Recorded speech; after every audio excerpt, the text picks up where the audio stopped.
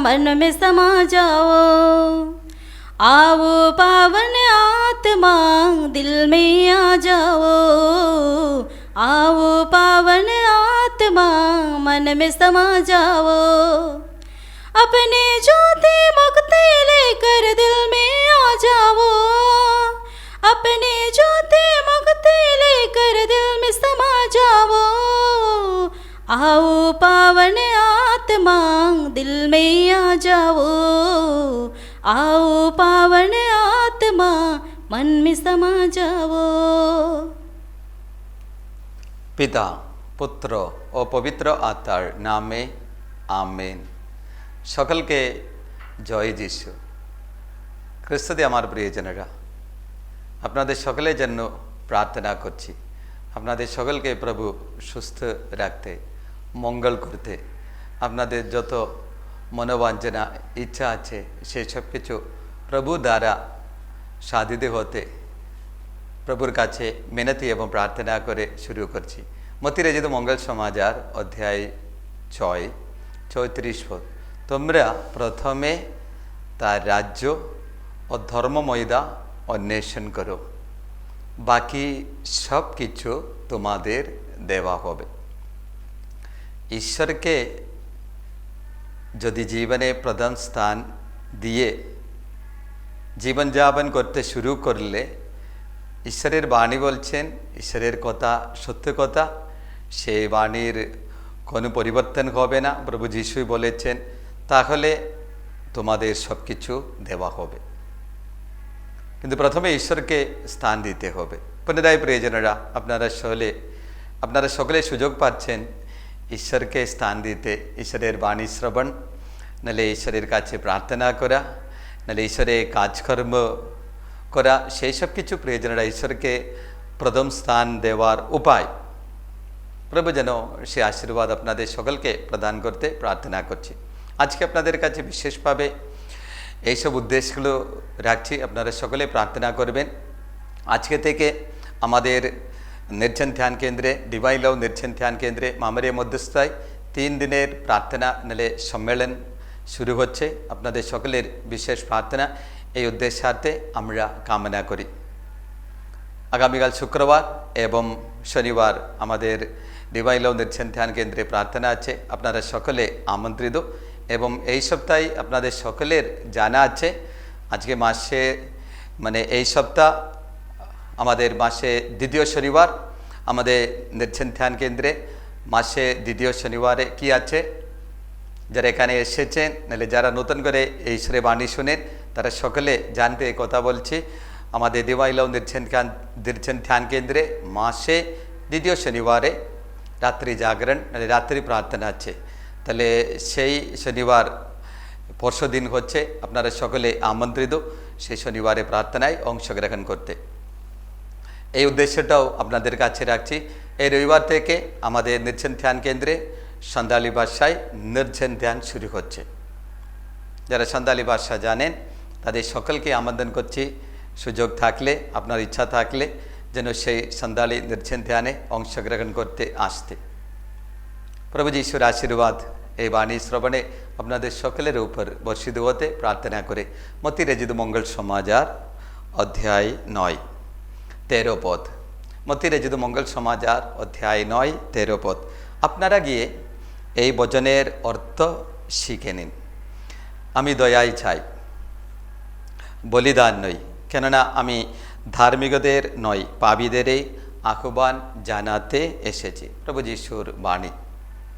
প্রভু কি চান প্রিয়জনেরা, প্রভুর ইচ্ছা কি আছে সেটা তিনি খুলে প্রকাশ করলেন।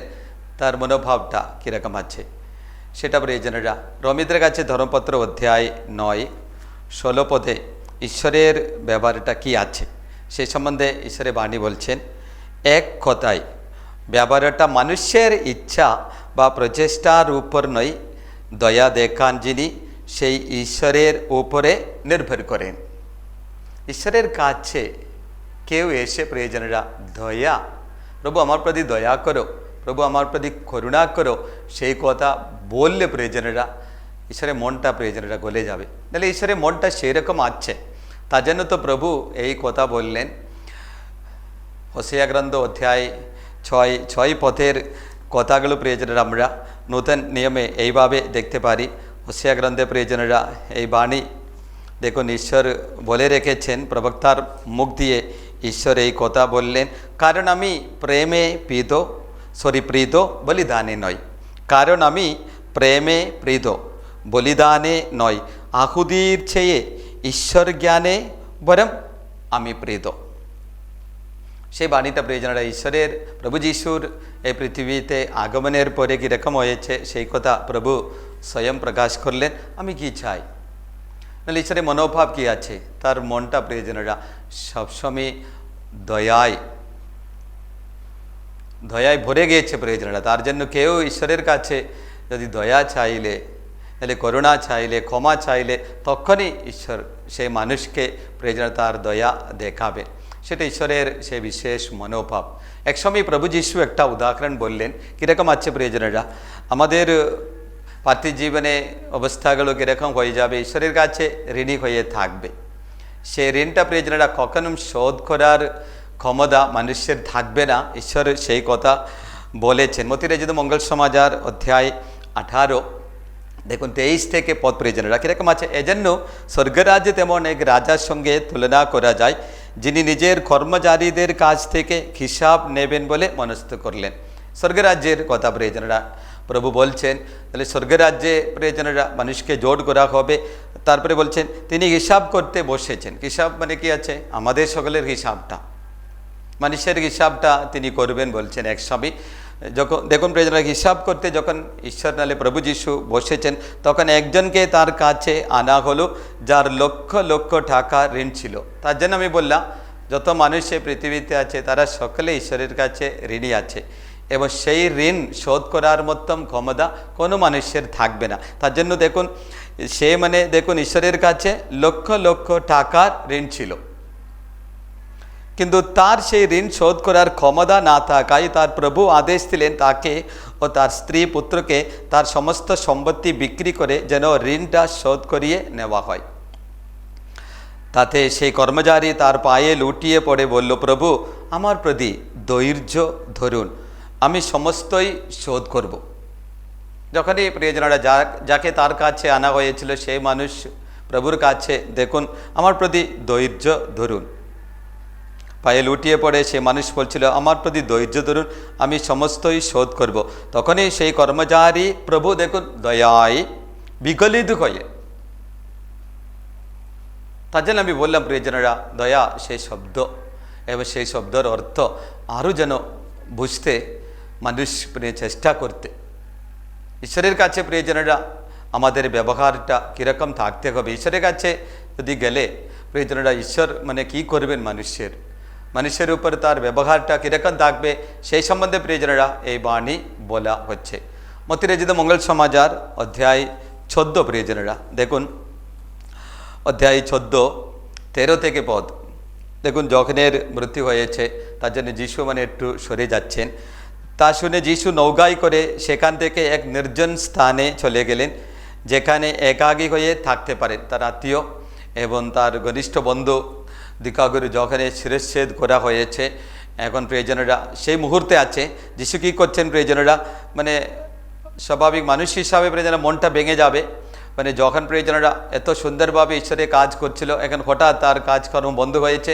এখন যিশু তারপরে দায়িত্ব নিয়েছেন, দেখলে আমরা বুঝতে পারি প্রিয়জনেরা যখন ধরিয়ে দেওয়া হয়েছে তখন থেকে প্রভু বাণী প্রচার করতে গালিলিয়া এলেন। তিনি বলছিলেন মন পরিবর্তন করো, সুসমাচারে বিশ্বাস করো, স্বর্গরাজ্য কাছে এসে গিয়েছে। এখন সেই কারাগারে যখনের মৃত্যু হয়েছে তার জন্য যিশু কী করছেন প্রিয়জনেরা, নির্জন স্থানে চলে গেলেন। দেখুন যেখানে একাকী হয়ে থাকতে পারে। যিশু শিষ্যরা আছে তারা একটু আলাদা হয়ে প্রিয়জনেরা সেটা পার্থিব জীবনের অবস্থা সেগুলো বর্ণনা করছেন। দেখুন কিন্তু লোকেরা দেখুন মানুষ প্রিয়জনেরা সেই সম্বন্ধে শুনেছে। লোকেরা তা শুনে নানা শহর থেকে এসে হাঁটা পথে তার পিছু পিছু সেখানে গেল। দেখুন তারপরে দেখুন তাই তিনি যখন নৌকা থেকে নেমে এলেন সেই জায়গায় প্রিয়জনেরা সেই জায়গাতে যিশু এখনও পৌঁছান নেই। তার আগে দেখুন প্রিয়জনেরা যিশু যখন নৌকা থেকে নেমে এলেন তখন বিপুল এক জনতাকে দেখলেন দেখুন তাদের প্রতি তিনি দয়ায় বিগলিত হলেন, তাদের পীড়িত লোকদের নিরাময় করলেন এবং প্রিয়জনেরা সন্ধ্যা পর্যন্ত তিনি তাদের উপদেশ দিলেন। ঈশ্বরের মনোভাব প্রিয়জনেরা আমাদের জেনে রাখতে হবে। সাধু বলের একটা বিশেষ বাণী আছে, ফিলিপিদের কাছে সাধু বলের ধর্মপত্র অধ্যায় 2, ফিলিপিও অধ্যায় 2:5 পদে দেখুন ঈশ্বরের বাণী আছে, খ্রিস্ট যিশুতে যে মনোভাব ছিল তা তোমাদের অন্তরেও যেন থাকে। বাইরে নেই প্রিয়জনেরা, মুখে নেই। প্রভুর বাণী কীরকম আমাদের আপনাদের সকলকে আজকে আমন্ত্রণ করছেন, কীরকম সেই রকম সেই বাণীটা নিতে। দেখুন খ্রিস্ট যিশুতে যে মনোভাব ছিল তা তোমাদের অন্তরেও যেন থাকে। কি মনোভাব প্রিয়জনেরা? সেই দয়ার মনোভাব, সেটা যেন আমাদের অন্তত শিখতে হবে। দেখুন কত উদাহরণ আছে প্রিয়জনেরা ঈশ্বরের বাণীতে। দেখুন মতিরঞ্জিত মঙ্গল সমাচারে অধ্যায় দেখুন অধ্যায় 9 প্রিয়জনেরা যিশু সেখান থেকে চলে যাচ্ছেন 27 পদ থেকে। সেই সময় দুজন অন্ধ চিৎকার করতে করতে বলে তার অনুসরণ করছিল, দাউদ সন্তান আমাদের প্রতি দয়া করুন। আবার দেখুন প্রিয়জনেরা মতিরঞ্জিত মঙ্গল সমাচার অধ্যায় 15 একজন কানানীয় বিজাতীয় মহিলার উদাহরণটা দেওয়া আছে।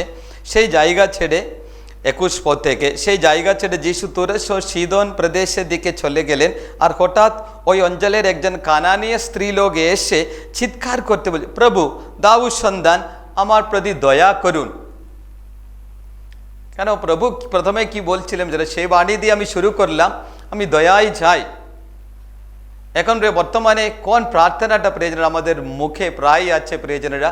সেই প্রার্থনা প্রিয়জনেরা সেই করুণার প্রার্থনা প্রিয়জনেরা, সে ঐশ্বকরণা প্রার্থনার প্রিয়জনেরা মূল কথা কি আছে? আমাদের দয়া করো, বিশ্ব জগতের দয়া করো, অন্য কিছু না প্রিয়। তার জন্য সেই প্রার্থনা প্রিয়জনেরা সকলের প্রিয়জনেরা সে প্রিয় প্রার্থনা হয়েছে। কেননা সেই প্রার্থনার আসল কথা হচ্ছে প্রভুর কাছে মানুষের দয়া চাওয়া। তার জন্য তো প্রভু বললেন কেউ তার কাছে দয়া চাইলে তাদের সকলের জন্য তিনি দয়া দেখাবেন প্রিয়জনেরা। দয়া না দেখালে প্রিয়জনেরা সেটা তার জন্য প্রিয়জনেরা পুরাতন বিধিতে আমরা দেখতে পারি, ইসরায়েল জনগণ প্রিয়জনেরা ঈশ্বরের জন্য যখন জায়গা নাহলে সিংহাসন তৈরি করলো, সেই সিংহাসনটাকে তারা দেখেছে করুণার সিংহাসন প্রিয়জনেরা।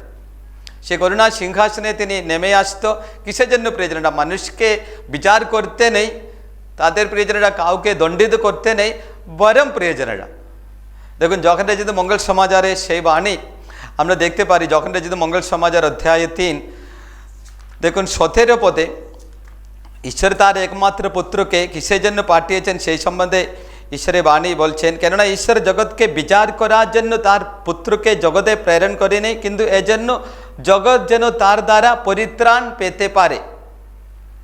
সেটা প্রিয়জনেরা ঈশ্বর তার একমাত্র পুত্রকে এই পৃথিবীতে পাঠিয়ে দেওয়ার উদ্দেশ্য। তাহলে সেই ঈশ্বর প্রিয়জনেরা পৃথিবীতে এসে সে করুণা, সেই করুণা প্রিয়জনেরা তিনি দেখুন প্রচার করলেন।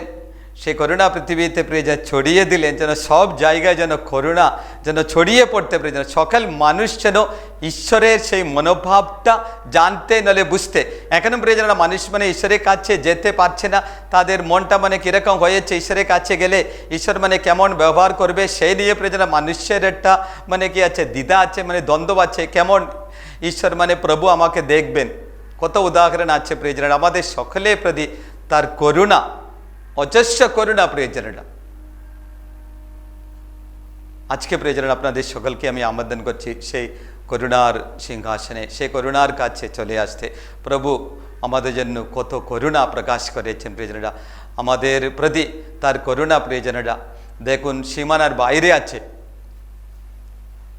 তার জন্য তো ঈশ্বরে বলছে তোমাদের পিতা যেমন প্রিয়জনেরা, লোক রচিত মঙ্গল সমাচারে অধ্যায় 6 সেই বাণী আছে। দেখুন ঈশ্বরের বাণী বলছেন, তাহলে কীরকম আছে, তোমাদের পিতা যেমন দয়াবান তোমরাও তেমনি দয়াবান হও। কারণ ঈশ্বরের মনোভাবটা দিলেন, তাহলে তো তার একমাত্র পুত্রের মনোভাবটা একই থাকবে। তাই জন্য ঈশ্বরের বাণী বলছেন তোমাদের পিতা যেমন দয়াবান তোমরাও তেমনি দয়াবান হও। আজকে প্রিয়জন আপনাদের সকলকে আমি আমন্ত্রণ করছি, আপনি যদি সেই সীমানার বাইরে আছে তাহলে ভিতরে আসতে, মানে প্রভুর সেই করুণা দয়াতে প্রিয়জনরা জীবনটাকে রাখতে। কোনো প্রকারে প্রিয়জন প্রভুর কাছে এসে, প্রভু আমার প্রতি দয়া করো, অন্যায় করে প্রিয়জনরা, নাহলে খারাপ কাজকর্ম করে জঘন্য প্রিয়জনরা আপনার জীবনটা আছে, নাহলে কোনো নোংরা পাবে আপনি মানে পড়ে গিয়েছেন, সেই অবস্থা থেকে আপনি যদি প্রিয়জনরা নিজেকে বাঁচাতে চান, আপনি যদি নিজেকে প্রিয়জনরা রক্ষা করতে চান, প্রভুর কাছে একটা কথা, প্রভু আমার প্রতি দয়া করো, অন্য কিছু না প্রিয়জনরা। প্রভু তাকে ডাকবেন প্রিয়জন, তারপরে প্রভুকে বলেন, প্রভু প্রভু যিশু আমার প্রতি দয়া করো। সেই উদাহরণ প্রিয়জনরা কেন বাইবেলে বারবার উঠছে প্রিয়জনরা, মঙ্গল সমাচারে আমরা অনেক জায়গাতে সেই উদাহরণটা দেখতে পারি। যদি কেউ প্রিয়জন তার কাছে দয়া চাইলে তার মনটা প্রিয়জনরা বিকলিত হবে বলছেন, প্রিয় দয়ায় বিকলিত হয়ে তিনি তাদের সকলকে প্রিয়জনেরা দেখুন কি করলেন, গ্রহণ করলেন, নাহলে স্বীকার করলেন। আজকে প্রিয়জনেরা প্রভুর সেই দয়ার প্রিয়জনেরা গভীরতা কতটা আছে জানতে আপনাদের সকলকে প্রভু আমন্ত্রণ করছেন। প্রভুর সেই স্পর্শ দয়ার মাধ্যমে আপনার জীবনে, আপনার পরিবারেও যেন হতে এই মুহূর্তে প্রার্থনা করছি। এসো আমরা এখন প্রস্তুত করি, আমাদের প্রভুকে কিছুক্ষণ আমরা আরাধনা করি, তারই প্রশংসা করি, তারই স্তুতি কীর্তন গেয়ে তার প্রভু যিশুর আশীর্বাদ এবং স্পর্শ পাওয়ার জন্য আমরা প্রস্তুত করি। रोटी के रूप में यीशु आए हैं, हमारे बीच में प्रभु आए हैं। रोटी के रूप में यीशु आए हैं, हमारे बीच में प्रभु आए हैं। आओ हम मिलजुल कर प्रभु यीशु की आराधना करें हम। आओ हम मिलजुल कर प्रभु यीशु की आराधना करें हम। आदि और अंत में इस रोटी में, अल्फा और ओमेगा इस रोटी में, आदि और अंत है इस रोटी में, आदि और अंत है इस रोटी में। Hallelujah, hallelujah, hallelujah, hallelujah, hallelujah, hallelujah. জয় যিশু জয়, जय जिसु जय, জয় পিতার জয়, जय पिता जय, জয় পবিত্র বাতা জয়। जय पवित्र आत्मा जय। এসো যিশু এসো, एसो जिसु एसो, আমার কাছে এসো, আমার কাছে এসো, আমার জীবনে এসো, আমার জীবনে এসো, আমার পরিবারে এসো, আমার পরিবারে এসো, আমাকে স্পর্শ করো, আমাকে স্পর্শ করো, আমাকে সুস্থ করো, আমাকে সুস্থ করো, আমার মনে আনন্দ দাও, আমার মনে আনন্দ দাও, আমাকে শক্তি দাও, আমাকে শক্তি দাও, আমাকে বল প্রদান করো।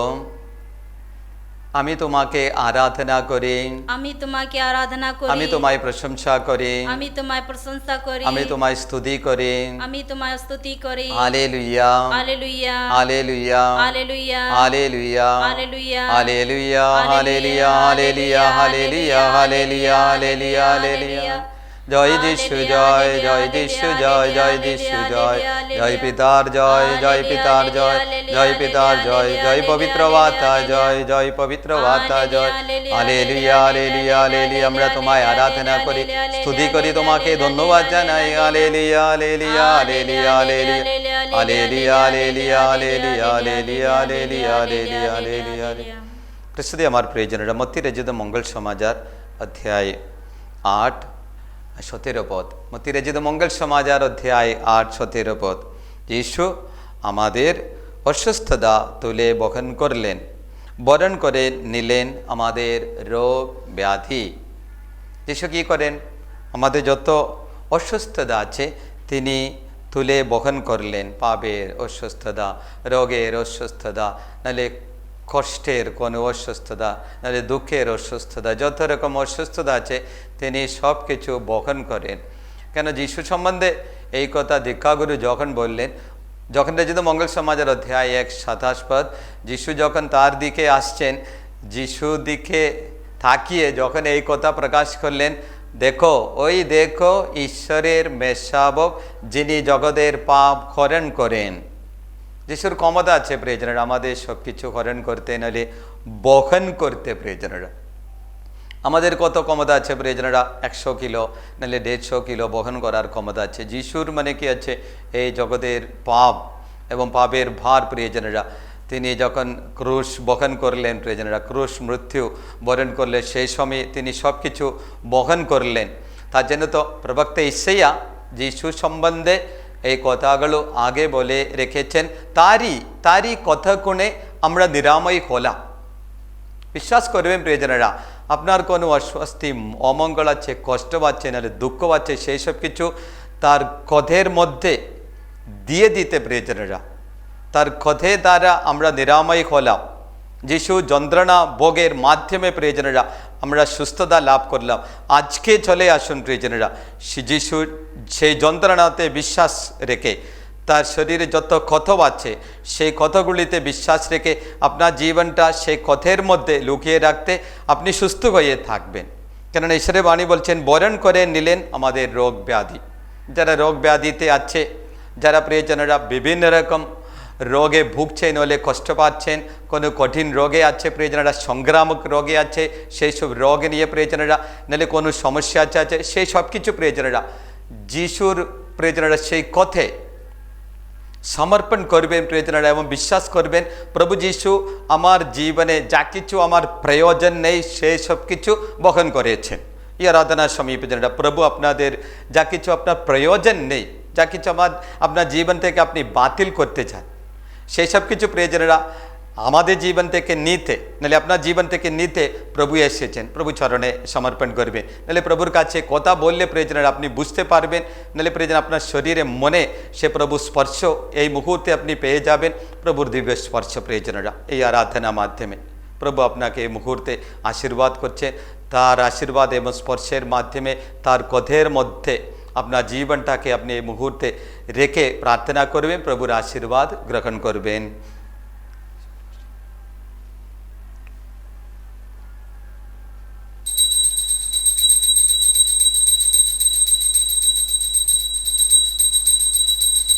परम पवित्र ঐশ্বরে সংস্কার আজ চিরকাল আরাধনা। পরম পবিত্র ঐশ্বরে সংস্কার আজ চিরকাল আরাধনা। পরম পবিত্র ঐশ্বরে সংস্কার আজ চিরকাল আরাধনা।